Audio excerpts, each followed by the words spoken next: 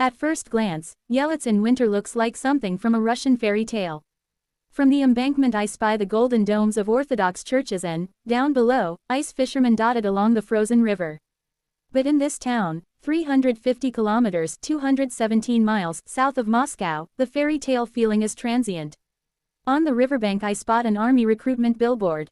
It promises a one-off sum equivalent to £15,000 to anyone who'll sign up to fight in Ukraine. Close by there's a poster of a Russian soldier taking aim with a Kalashnikov.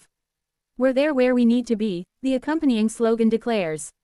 The Kremlin launched its full-scale invasion of Ukraine on the 24th of February 2022. Outside Russia it was widely seen as an attempt to force Kyiv back into Moscow's orbit and to overturn the entire post-Cold War security architecture in Europe. The Russian leadership envisaged a short and successful military operation. It didn't go to plan. 4 years later, Russia's war on Ukraine grinds on.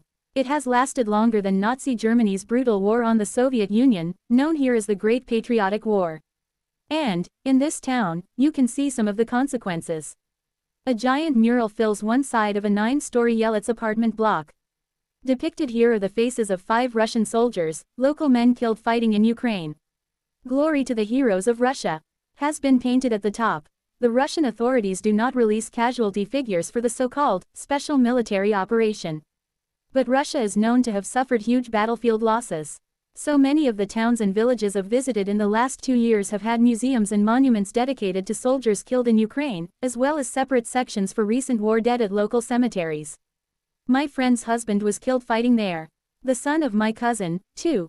And grandson, says Irina, who has stopped to chat to me opposite the mural. Lots of people have been killed. I feel sorry for these lads. Irina is a ticket collector at the bus station. She struggles to make ends meet.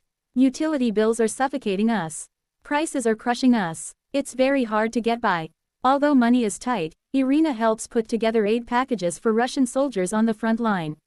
She doesn't criticize the war on Ukraine. She is, though, confused by it. "In the Great Patriotic War, we knew what we were fighting for," Irina says. "I'm not sure what we're fighting for now. The border with Ukraine is 250 kilometers away. But sometimes the front line feels much closer." This part of Russia, Lipetsk region, like many others, has been targeted by Ukrainian drones. Around Yelets the authorities have installed emergency shelters. I spot one at a bus stop, another in a park. These concrete constructions stand like monuments to President Vladimir Putin's special military operation. Before the Kremlin's full-scale invasion of Ukraine there had been no need for shelters, since there had been no drone attacks on Russia. Blocks of flats in Yelets have designated shelters, too, in basements. The sirens go off almost every night, Irina explains. But I don't leave my building. We just go into the corridor where there are no windows. In Yelets you'll find signs of war in unlikely places. I notice that the name of a local pancake cafe features the Latin letters V and Z, symbols of the special military operation. The sign outside adds, "Grab a pancake, then the whole world."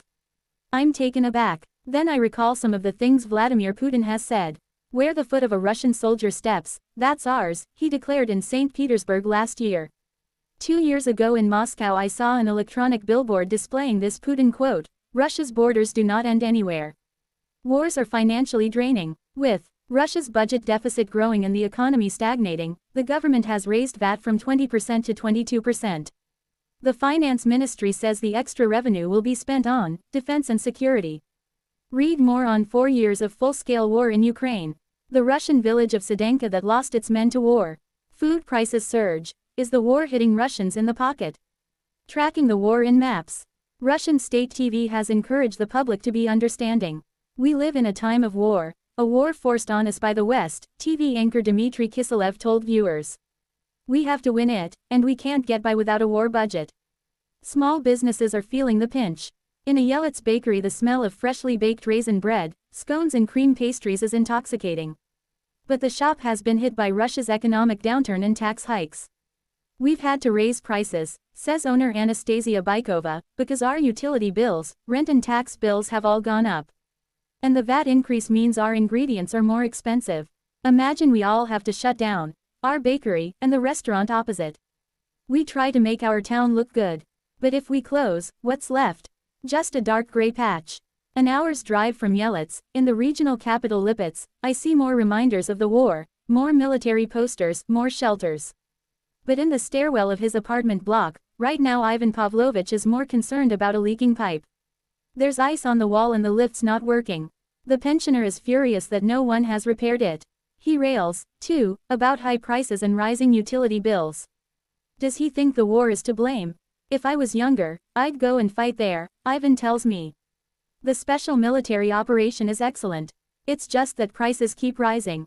Pensions go up, but then prices go up even more. So, what do I gain? Nothing. Of course, we'd live more comfortably if there was no special operation, he adds.